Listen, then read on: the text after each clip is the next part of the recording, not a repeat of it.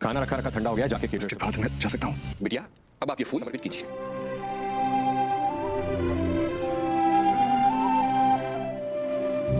मैं इस अग्नि के हवन कुंड में भूखी की याद समर्पित कर दूंगी।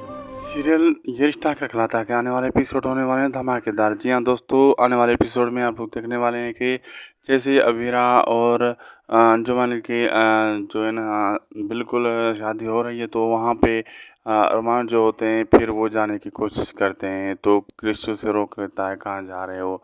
तो क्रिश कहता है खाना खा के फिर जाओ, लेकिन वो अरमान कहता है कि हाँ इसके बाद मैं जा सकता हूँ। कहते हाँ फिर तुम चले जाओ।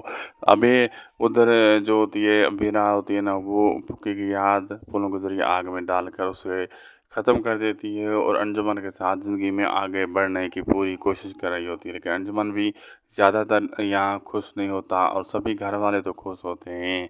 अब आगे देखना मज़ेदार होगा कि क्या क्या होने वाला है। वीडियो चलेगी तो लाइक शेयर सब्सक्राइब ज़रूर करिएगा।